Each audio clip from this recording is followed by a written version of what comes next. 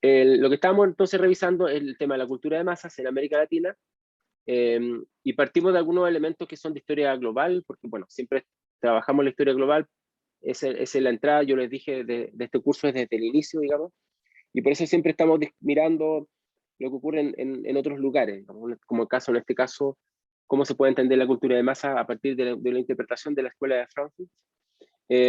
¿Por qué? Porque ellos hicieron un vínculo muy importante en lo que llama la industria cultural, en tanto genera un conjunto de productos, ¿no es cierto?, que son consumidos por esta cultura de masa. Entonces, es un elemento que, que nosotros podemos revisar, eh, digamos, a partir de lo que son las expresiones de la Escuela de Frankfurt. Yo les puedo poner la bibliografía si quieren leer algunos de los textos de Horkheimer, Adorno, en fin, que están en castellano.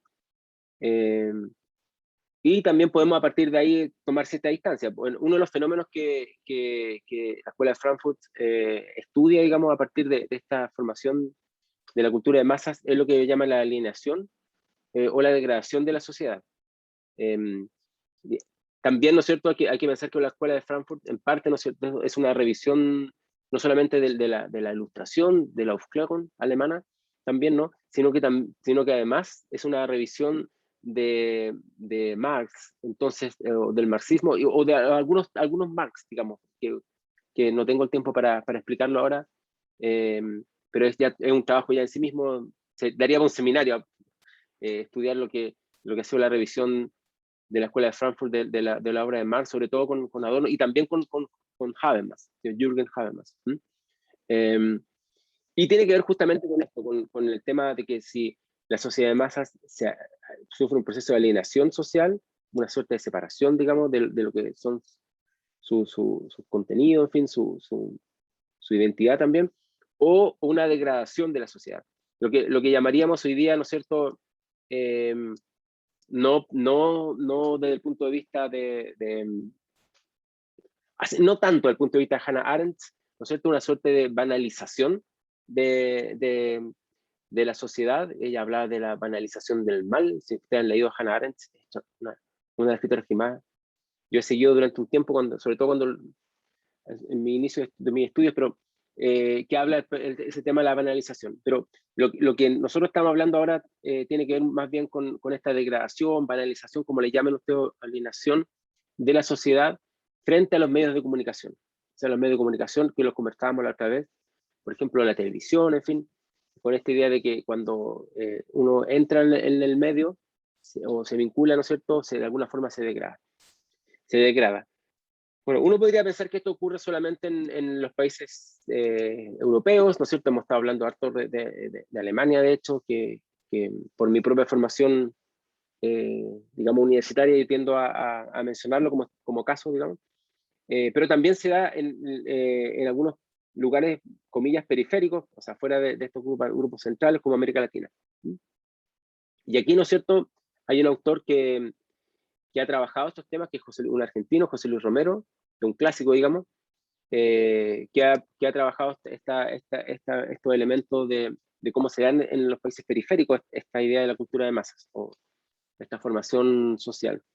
Eh, lo que está viendo Romero, ¿no es cierto?, es el papel que juegan las migraciones. Por eso es que yo al inicio de esta unidad, ¿no es cierto?, puse énfasis en los números para que ustedes vieran un poco cómo cambia la población a inicios del siglo XX de forma tan creciente, tan acelerada, digamos. Eh, para José Luis Romero, entonces, son justamente estas migraciones y también las nuevas formas de trabajo las que forman lo que él llama una hibridación entre clases populares y masas. Y esto transformó radicalmente el sentido de lo popular en la ciudad. Aquí hay que hacer una distinción, porque cuando se habla de cultura de masas, no necesariamente se habla de clases populares. ¿Cuál verían ustedes, según lo que han leído, la diferencia entre una cultura de masas o una cultura popular? Ay, Manuel puso algo, la ciencia y la técnica por sobre la tradición. Chuta, pero me perdí seguramente lo que estaba diciendo antes. ¿A qué te referías, Manuel? Ah, Habermas, sí, ok. Bien, Habermas lo estamos leyendo, de hecho, en el seminario electivo. Está re difícil, pero hay que hacer un esfuerzo por entenderlo. Bien, ¿cuál verían ustedes que es la diferencia entre las clases populares y las masas? ¿O ven más bien una suerte de sinónimo, entre comillas? ¿Qué dicen? Profe, yo creo que la sociedad en masa no responde necesariamente a patrones de clase. Entonces no sería lo mismo. ¿Y cuál sería la diferencia entonces? No habría, claro, por lo tanto las masas sería como al transversal a todos los grupos sociales, dices tú, a todas las clases sociales. Sí, es más amplio. Es más amplio. Y el mundo popular estaría asociado a las clases más desposeídas, una cosa así, ¿no? Eso es una interpretación que un poco está de acuerdo con lo que dice la bibliografía, y uno puede también tener una posición distinta. Normalmente se ve como una especie de sinónimo, porque en nuestro idioma, lo popular, se asocia, ¿no es cierto?, con el mundo obrero o las clases más desposeídas, como se pueda llamar. Pero en inglés, ¿no es cierto?, la cultura pop culture, está asociada más bien a lo que nosotros entendemos por cultura de masas. Y es como si su compañía, como se Catherine, es transversal, de alguna forma es longitudinal, por así decirlo, como se dice ahora, a las clases sociales. Lo que dice José Luis Romero, que en nuestra América, que a diferencia de los Estados Unidos, ¿no es cierto?, o de Europa, lo que ocurre justamente es que de alguna forma hay una mezcla o una hibridación, dice él, entre el mundo popular asociado a las clases más desposeídas, en fin, campesina, que llega a la ciudad principalmente, que se transforma en una clase obrera, y la cultura de masas que, como dice su compañera, es mucho más transversal a las clases sociales. Y esto, ¿no es cierto?, forma un nuevo modo de existencia de lo popular. Dice. Son como nuevos modos de existencia. Es una expresión muy usada en la sociología, los modos de existencia. Una forma de vivir, bueno, en la antropología también, ¿no? Una forma de vivir que no es necesariamente de las clases más bajas, digamos, popular, pero tampoco, ¿no es cierto?, está asociado solamente con un ámbito vinculado a la cultura popular como se entiende en Europa o en los Estados Unidos.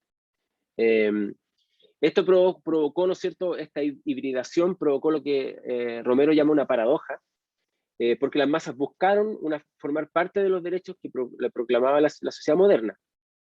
Pero su integración a esa sociedad resultaba en sí misma una subversión.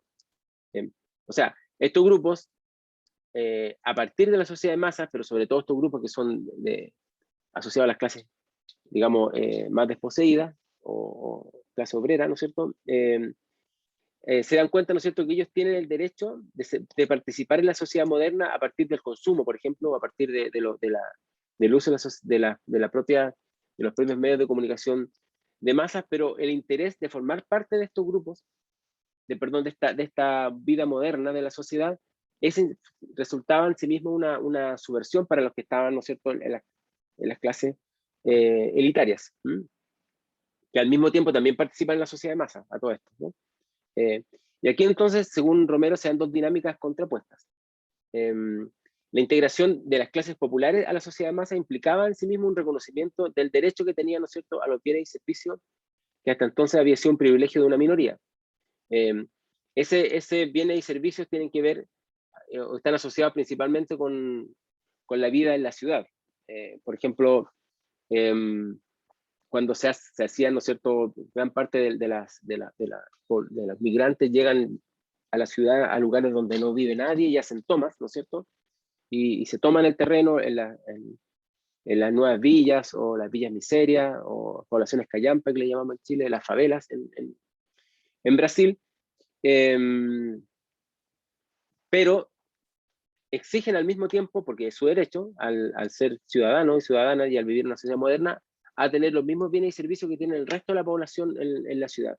Por lo tanto, ellos mismos, esta parte es súper interesante porque se podría hacer todo un estudio de hecho se han hecho millones de estudios sobre esto, ellos mismos, ¿no es cierto?, se organizan, ellos mismos trazan las calles de la ciudad y comienzan un proceso de urbanización que después, ¿no es cierto?, es reconocido por el resto de la ciudad. Y llega después, ¿no es cierto?, el alcantarillado, el agua potable, y por ejemplo, la electricidad, cuando estamos hablando ya de mediados del siglo XX. Ellos nombran las calles, ellos y ellas, pues la mayoría, muchas son mujeres, evidentemente. Entonces, hay toda una dinámica, por así decirlo, de alguna forma de incorporación a la sociedad moderna y de reconocimiento del derecho que tienen como cualquier persona que vive en una ciudad. Pero esta integración se ve como una subversión de lo que es la sociedad tradicional, que fue interpretada a inicios del siglo XX como un signo de decadencia o crisis moral. Uno lo puede ver en la cultura popular también de la época, ¿no es cierto?, como el tango cambalache, por ejemplo, en Argentina. El tango en general es un súper buen, la música en general, es un súper buen indicador para entender cómo las sociedades están pensando a sí mismas, como ustedes bien lo saben, y también es parte del consumo. El tango se escuchaba, ¿no es cierto?, en los lugares directamente, pero también se vendía posteriormente como un disco, y da sus primeros ídolos, digamos, trágicos, como fue Carlos Gardel, que es todo un tema también para entender la sociedad de masas. Carlos Gardel, como Cantinflas y como muchos más, y algunas mujeres, ¿no es cierto?, también como Evita, muchas mujeres, digamos, también son como íconos de la cultura de masas de América Latina, de mediados del siglo XX. Entonces, la sociedad es interpretada, digamos, en estos tangos también como una decadencia, como una crisis, y eso, al mismo tiempo, ¿no es cierto?, esa misma sociedad de masas es la que promueve la integración de estos grupos, de estas clases populares, ¿no es cierto?, a la vida moderna, al tener radio, al tener el acceso a eventos deportivos, al tener los bienes y servicios, además de la ciudad, como dije, ¿no?, el agua potable, el alcantarillado, ¿no es cierto?, y la luz eléctrica, electricidad. Entonces tenemos un tema acá, porque por un lado, ¿no es cierto?, la sociedad debe verse integrada digamos, en lo que es vivir en una ciudad, y por otro lado, ¿no es cierto?, el hecho de que esos grupos se integren, esos grupos que vienen de afuera, que son migrantes, algunos en Argentina, la mayoría, ¿no es cierto?, incluso del extranjero. En otras partes de América Latina, la mayoría viene del campo. Y el hecho de que estos grupos se integren en sí mismo es considerado como un signo de crisis, decadencia, digamos, y de subversión al orden tradicional, de lo que estaba ocurriendo en América Latina. Evidentemente, ¿no es cierto?, las ciudades son el gran polo de atracción, y nosotros podemos mirar muy claramente cómo las ciudades en América Latina crecieron de forma, bueno, incluso exponencial. Es un tema de la historia urbana que la hacen algunos colegas también en este departamento, de alguna forma, ¿no?, que lo estudian, porque hay una concentración en ciertas ciudades de una forma que eran las ciudades cabeceras, de una forma muy acelerada, cosa que no ocurre, por ejemplo, en otros lugares del mundo, como en Europa, por ejemplo, donde la mayor parte de las ciudades, como, digamos, está más repartido la población. Siempre yo pienso en el ejemplo de Alemania, que son como más de 80 millones, y no tienen ciudades de 8 millones como nosotros, digamos, de habitantes. Nosotros somos 18 millones, algo así, y solo en Santiago vivimos más del 50% de la población prácticamente. Entonces es muy desequilibrante esto, porque hay los intereses perdón, los puestos de trabajo, las instituciones, todas están concentradas acá. Y entonces uno tiene que, para hacer ciertas cosas, desarrollarse, por ejemplo, como profesionalmente, por poner un caso, tiene que venirse a Santiago, y tiene que dejar el lugar de de origen. Lo digo yo porque también llegué a Santiago para estudiar y finalmente uno se queda acá para seguir trabajando. Entonces, así como en mi caso, como hay muchos casos más y tal vez algunos de los casos de los compañeros y compañeras que estén acá, que ahora estarán en sus casas si viven fuera de Santiago porque estamos online, pero hay un tema ahí con tener que estar siempre en lugares como Santiago, Sao Paulo, Buenos Aires, Lima, etc. Bien, entonces, las ciudades se transforman en este polo de atracción, perdón, lo que genera esta explosión demográfica y también esta explosión de las ciudades. Bueno, hay espacios lugares, perdón, casos que también desatan este proceso de desarraigo, como por ejemplo la Revolución Mexicana que vamos a mirar también en este curso. En Lima, ¿no es cierto? Los serranos son los que llegan, ¿no es cierto?, a la ciudad, los que vienen de la sierra, que vienen con muchas dificultades también, incluso algunas idiomáticas, porque muchos no hablaban castellano. La crisis salitrera, también un fenómeno muy particular, ¿no es cierto?, que hace tiene un efecto muy grande en el caso de Chile para presionar, ¿no es cierto?, las ciudades de la gente que está yéndose del norte, digamos. La crisis en Argentina en la agricultura o la producción del café en Brasil. Todas digamos, estas situaciones también van a presionar, como dice ahí, ¿no es cierto?, a este desarraigo rural. Y también, ¿no es cierto?, al mismo tiempo van a cambiar la fisonomía de las ciudades.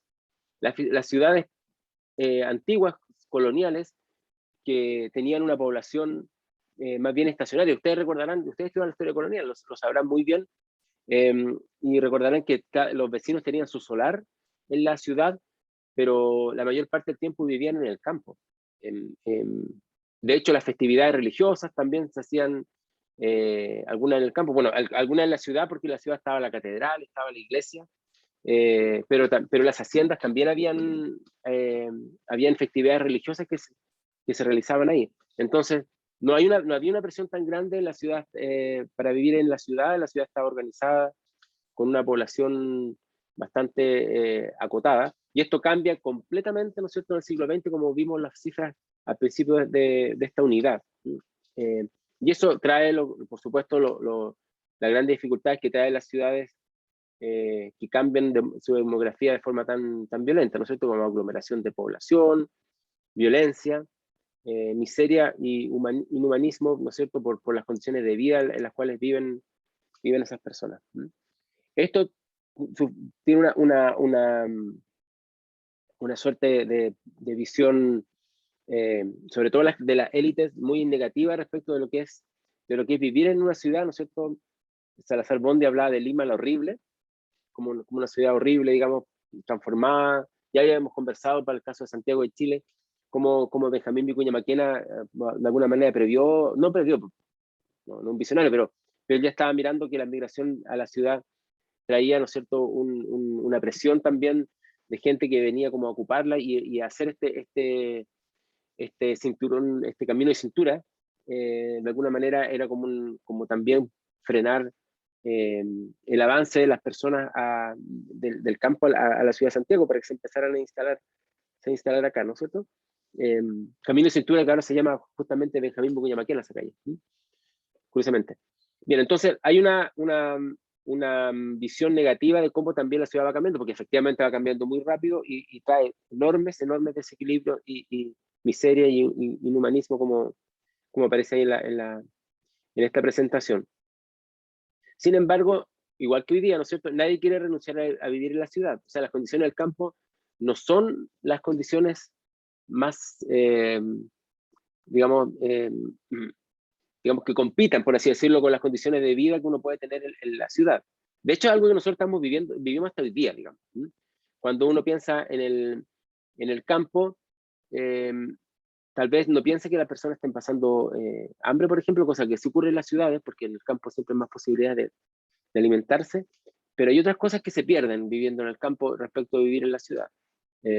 Y una de ellas justamente es un trabajo mejor remunerado, o otro puede ser, ¿no es cierto?, acceso a la educación, acceso a bienes y servicios, a luz eléctrica, agua potable, etcétera, acceso a la diversión. La cultura de masas se hace, ¿no es cierto?, en la ciudad. Si ustedes lo piensan, la cultura de masas se hace en los estadios de los deportivos, digamos, se hace en los lugares de eventos musicales, se hace en las plazas, en las grandes avenidas donde la gente va a hacer marcha y protesta, digamos, que es parte pidiendo mejores derechos, digamos, cosa que no ocurre en el campo. Entonces, igual esta idea de renunciar a todo y quedarse en el campo es algo bastante impensado, digamos, y por eso que se genera una presión cada vez más grande, y lo vemos hasta hoy día por habitar la ciudad. Ahora uno podría pensar que en este momento hay como una especie de vuelta y la gente como que quiere volver al campo, pero es una cosa un poco idílica todavía, ¿no? Oiga, si ustedes quieren agregar algo o preguntar algo, pueden hacerlo, ¿eh? A todo esto. Pueden interrumpir. De hecho, el té ya se me enfrió, así que significa que he hablado muchísimo, pero por favor, si quieren dar alguna experiencia o alguna cosa que conozcan de lo que es vivir en el campo, vivir en la ciudad, o de la diferencia entre estar en un lugar y otro, lo pueden agregar acá en el chat o pueden prender su micrófono y decirlo, ¿no? Por favor. Bueno, el caso, ¿no es cierto?, es que se transforma, ¿no es cierto?, esto en una ciudad dividida. Romero dice que son dos ciudades que son como dos mundos que coexisten y se yuxtaponen. Por un lado está la sociedad normalizada, donde todo funciona más o menos como de forma organizada, donde están los servicios, los bienes, donde la gente se puede desplazar, en fin, con cierta normalidad y confianza. Y por otro lado, ¿no es cierto?, está el otro conformado por los grupos inmigrantes, principalmente en el caso de Buenos Aires, italiano, pero en el caso de otros lugares de América Latina, ¿no es cierto?, del campo, que carecen de vínculos y normas. Eso es lo que él dice, esto es según la interpretación de Romero. Desde la sociedad normalizada se ve a este conglomerado, ¿no es cierto?, como un grupo heterogéneo, sobre el cual activar la beneficencia, pero después se le vio como una amenaza. En su inicio tiene que ver con la beneficencia. En el caso de la ciudad de Santiago, ustedes verán que muchos de los primeros hospitales, uno lo puede saber cuando estudia historia de la medicina también, son hospitales de beneficencia. De hecho, tienen los nombres, y tienen que ver con la idea cristiana que lleva a la clase alta, y no solamente ellos, es totalmente transversal a todas las clases sociales, pero se ve en este caso de esta manera, que tú de alguna forma expreses tu cristiandad, tu piedad cristiana, tu misericordia, a través, ¿no es cierto?, de la ayuda a los más desposeídos. Por lo tanto, dar dinero para financiar estos hospitales es para recibir, ¿no es cierto?, a los más pobres de los pobres que están abandonados, y también, ¿no es cierto?, ayudarlos. Muchos hospitales también están vinculados con las tareas que hacen las monjas o algunas damas de la clase alta que después han derivado a damas de verde, ramas de rojo, así que ayudan distintas tareas, ¿no es cierto?, en los hospitales, pero esto tiene que ver con la beneficencia y que pasa bastante bien con la idea de una sociedad católica, donde la clase alta de alguna forma cumple un papel ahí, porque de alguna forma Dios las puso ahí, entonces tiene como de alguna forma que devolverlos. Es un poco la idea, ¿no? Pero al final, pero después, ¿no es cierto?, ya no se ve solamente como a este conglomerado, ¿no es cierto?, heterogéneo, que habita, ¿no es cierto?, las favelas, las villas miserias, las nuevas poblaciones, las poblaciones callampas, como se dice en Chile, sino también se le empieza a ver pues como una amenaza, como un lugar de violencia, un lugar que llamaríamos hoy día estigmatizado. Los migrantes se les ven como destructores de la sociedad normalizada porque la afectan, porque pueden entrar a robar allá, porque pueden amenazar, ¿no es cierto?, la paz social que se tiene, como se dice, en esos lugares. y a estos grupos se les ve como una sociedad completamente anómica, ¿no es cierto?, fuera de los estándares y de los criterios de una sociedad normalizada, y evidentemente una fuente de conflicto. Y aquí es donde uno tiene que preguntarse cómo se insertan a través de los medios de comunicación estos dos grupos. ¿Qué papel juega, ¿no es cierto?, el Estado, la sociedad y el mercado, ¿no es cierto?, como mediador entre estas dos sociedades que se están dando en la ciudad. Entonces yo les podría preguntar ahora justamente eso, ¿no? ¿Cómo creen ustedes que se insertan a través de los medios de comunicación estos dos grupos, como los llama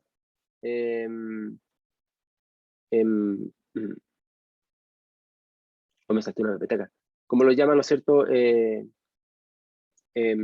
Romero? Antes de esa pregunta me salté una presentación, perdón, una slide. ¿Cómo se llama esto? Bueno, no importa, una presentación. ¿Dónde se ubican estos grupos, ¿no es cierto? Aquí, esto me faltó decir. En Brasil, ¿no es cierto?, tienen un espacio para la población flotante, los retirantes. Son campamentos que se hacían, ¿no es cierto?, en los lugares donde estaban las fábricas. Una diapositiva, gracias. Se olvidó el idioma. Una diapositiva. Y entonces ellos se quedan acá, ¿no es cierto?, en este lugar. Esto ocurre en Brasil. Otros se establecen en los barrios viejos y deprimidos de la ciudad, ¿no es cierto? Ahí construyen, o los sectores despoblados construyen los lugares de habitación. Y son grupos que en realidad tratan de aferrarse, ¿no es cierto?, a la estructura de la sociedad normalizada. Y esta, ¿no es cierto?, le ofrece techo, porque muchos de ellos trabajan en servicio doméstico, y la caridad con los hospitales y los colegios. Eso es lo que quería nombrar, por eso me pasé acá de una diapositiva a otra. Para el grupo, según Romero, para el grupo migrante todo lo era ajeno y prestado, como que vivían en una casa que no era de ellos porque estaban como servicio doméstico, o iban a los hospitales de beneficencia, o los colegios, ¿no es cierto? Los colegios, los primeros colegios, de hecho, se crean muchas veces en muchos países para los grupos de las clases más desposeídas, para los más pobres, digamos. Se crean los colegios especiales para estos grupos, digamos, desde la perspectiva de la clase alta. Ya, esto es lo que quería decir, ¿no es cierto? Y finalmente se pasa de la ayuda, de la beneficencia, a verlos como una amenaza. Ya, eso, ahí quedamos. Y esto, ¿no es cierto?, es porque se les ve a este grupo como los destructores de la sociedad normalizada, que es lo que había dicho antes. Ya, ok, ahora sí me pongo al día. Y la pregunta es cómo se insertan estos grupos, digamos, que viven en un sentido de anomia, que viven, ¿no es cierto?, en una situación vulnerable, a través de los medios de comunicación. ¿Cómo lo incorporaría esto? ¿Cómo creen ustedes que los medios de comunicación incorporan a estos grupos? Podemos ver algunos ejemplos, pero ¿qué se le ocurre?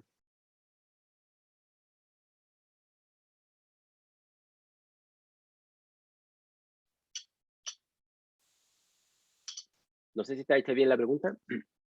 ¿Cómo los medios de comunicación de masas incorporan a estos grupos? Estos grupos que están fuera del espectro, digamos, de la sociedad normalizada. ¿Cómo lo ven?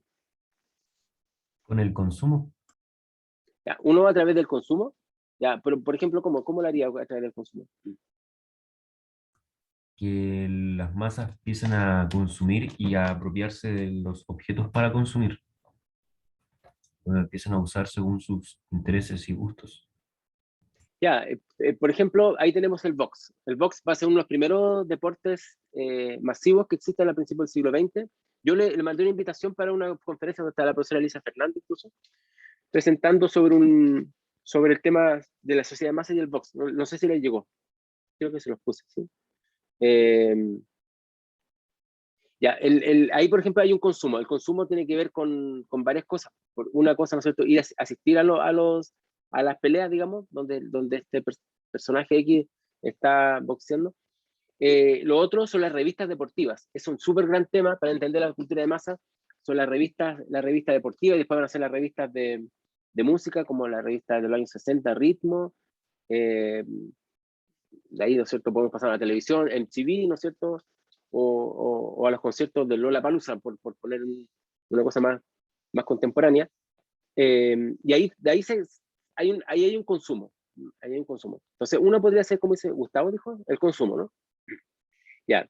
Otro, como Manuel dice, que se romantizan o se encasillan como una amenaza. Claro, hay una romantización, y eso lo hace también, esa romantización se parece un poco, yo a veces pienso como la idea de Rousseau, del bon sauvage, que del buen salvaje, digo, donde como que se idealiza esta noción de que los pobres de alguna forma son personas que son más honestas con su vida, son más solidarias, son más humanas, porque viven una situación, digamos, de mucha vulnerabilidad, versus la clase alta, que se ven como más egoístas, más inhumanos, más déspotas, o lo que ustedes quieran. Hay una romantización del mundo popular, y eso está estudiado también respecto de cómo es concebido incluso por el mundo de las izquierdas digamos, en América Latina también, ¿no es cierto? Hay una cierta romantización del mundo popular. Bueno, Marx hablaba que es la fuerza social por antonomasia, digamos, la clase obrera, ¿no es cierto? El motor de la historia, de hecho. Ahí uno podría ver una cierta romantización, lo que en el lenguaje del campus Juan Gómez Millas se conoce como el abajismo. ¿Lo habrán escuchado usted o no? ¿El abajismo? Bien, Yo no, vamos. profe. Ah, ok.